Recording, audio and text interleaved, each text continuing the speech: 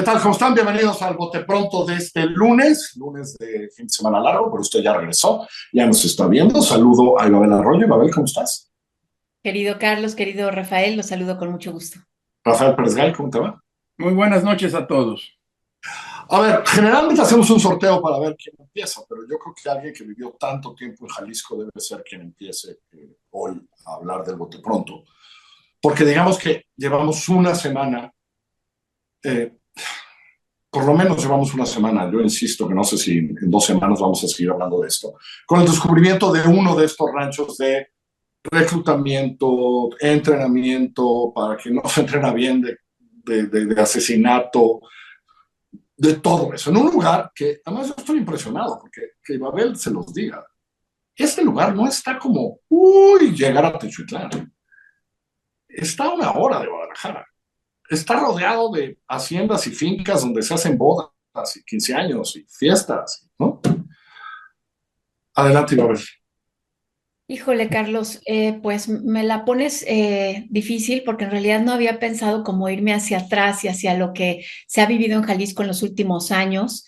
Tú ahorita hablas de la cercanía del rancho de Teuchitlán a una de las capitales más bonitas, diría, del mundo, en donde hay actividades culturales de vanguardia, una metrópoli moderna.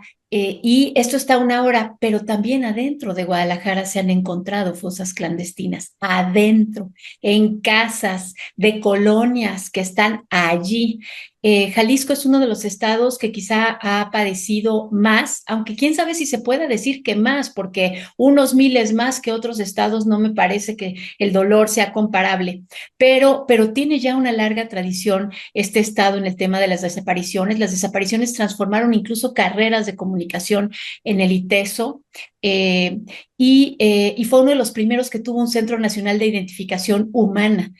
Ahora tenemos un Centro Nacional de Identificación Humana, ahorita creo que dije nacional, este era estatal, desde 2023, que se hizo para poder recabar los datos y centralizar la información, porque una de las razones por las que hay tantos desaparecidos, y me llama la atención que utilicemos este término, tantos desaparecidos sin localizar, porque Ah, así es término completo, y es que claro, hay desaparecidos que luego se localizan, pero hay más de 120,000 sin localizar, mientras que tenemos 70,000, así 70,000 muertos en las CEMEFOS de los distintos estados.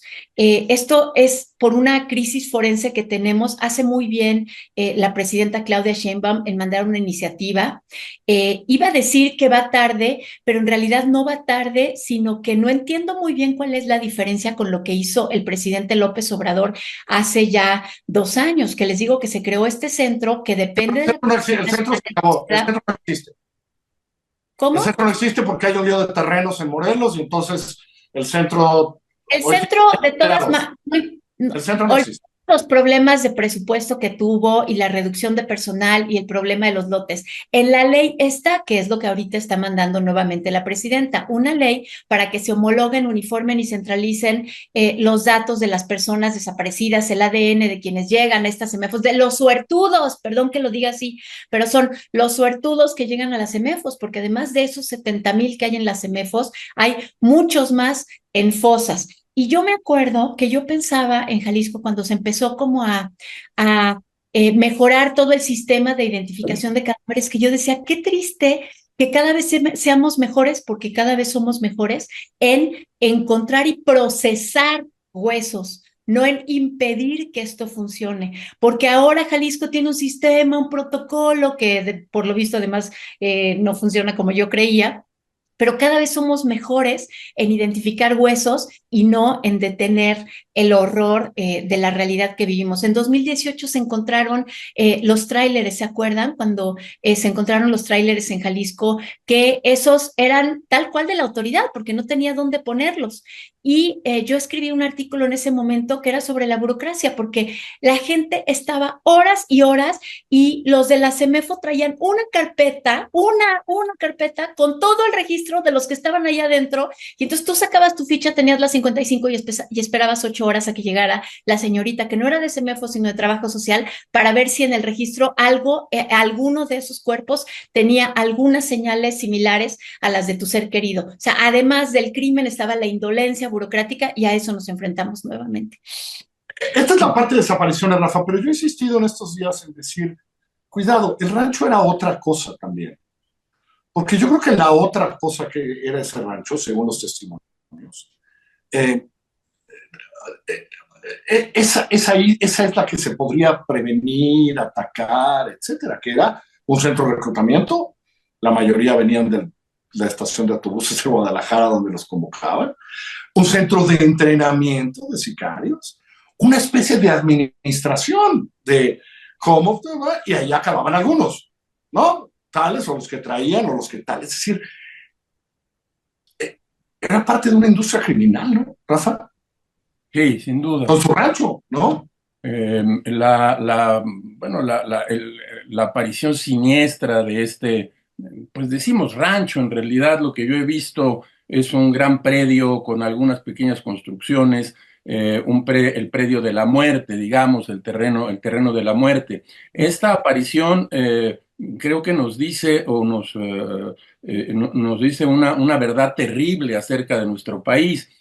Tú lo escribiste hoy, Ibabel lo ha dicho en otros espacios, una verdad terrible que tiene que ver con la profunda incapacidad de por lo menos 3 o 4 gobiernos que no han sabido, no han querido y no han hecho una política realmente seria para impedir que esta barbaridad, que esta barbarie ocurra, que este hecho que va contra cualquier momento civilizatorio ocurra. No es el único, como ustedes he leído, digamos, de lo que va del Pozolero a la Bartolina, lo que va de Tamaulipas a Teuchitlán, es la incapacidad. Tú dices hoy el fracaso de un Estado y yo estoy de acuerdo. Y agrego también, ese Estado tiene nombres, tiene el nombre del sexenio de Calderón, tiene el nombre del sexenio de Peña Nieto y tiene el nombre del sexenio muy marcadamente de Andrés Manuel López Obrador, cuya irresponsable y casi criminal política de abrazos y no balazos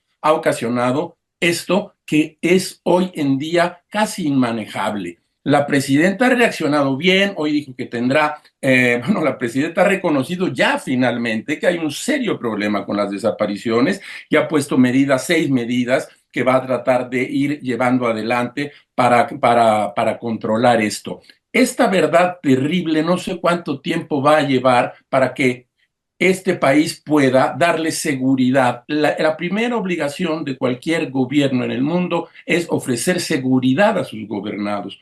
Hoy en día no tenemos esa seguridad, no hay libertad de tránsito en las carreteras, no hay una libertad posible y hay la impunidad absoluta, suelta y desbocada del crimen organizado. ¿Cómo enfrentar esto? Bueno, yo espero que a partir de ahora hubiese una política. Lo que sí está claro es que la política de abrazos y no balazos, primero ya cambió definitivamente, y la otra cosa que, Carlos, respóndeme tú que sabes de esto, que ha tenido que ser una presión de los Estados Unidos para que empiece a ocurrir todo esto. Tengo esa impresión, antes no había pasado nada, no puedo estar absolutamente convencido, pero tiene que ver también la presión absoluta del nuevo gobierno de Trump sobre este asunto. Ahora, este descubrimiento, ¿cómo ocurrió? Empiezan ustedes diciendo, y tienen razón, qué bueno que lo dicen, es decir, no estaba en el fondo, no era un barranco perdido,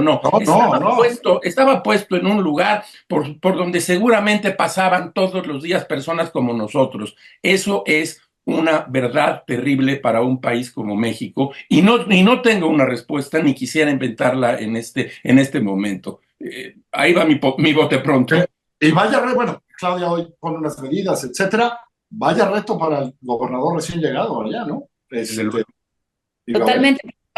Para Pablo Lemus. Fíjate que, Carlos Rafael, que quiero poner énfasis en lo que dijeron ambos hace rato, en esta idea del sistema, o sea, en esta maquinaria, para que haya una masacre de este tipo. En los regímenes totalitarios, por ejemplo, pues se necesitaba deshumanizar, humillar, quitarle su naturaleza humana al otro para que uno pudiera meterlo a para que los funcionarios pudieran meterlos a las cámaras de gas.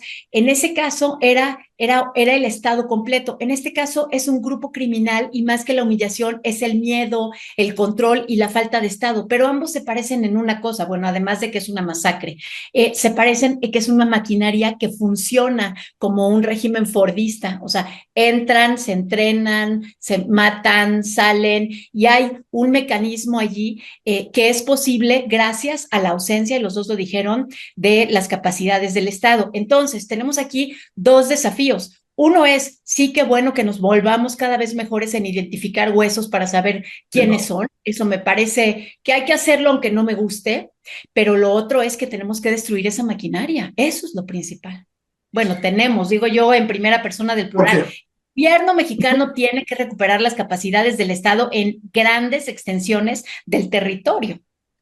Hay una pregunta, si me permiten rápidamente, hay una pregunta que yo creo que todos nos hacemos cada día. ¿Cómo es posible que estos niveles de maldad, que estos niveles de violencia, ¿qué digo excesiva? Hay una palabra que es el mal. ¿Cómo es posible que se haya instalado en tantos lugares de la República Mexicana? ¿Cuándo y a qué hora? Esta respuesta, bueno, Claudio Lovnis la ha tratado de resolver con brillantez, creo yo, otros articulistas y colegas, pero la pregunta sigue pendiente. ¿Cómo es posible? ¿En qué momento se perdió el tejido social y el pudridero del crimen organizado pudo hacerse cargo y pudo lograr ranchos, entre comillas, como se diga, como el Izaguirre? Es realmente trágico, es una tragedia mexicana. Y eso agrégale la falta de Estado.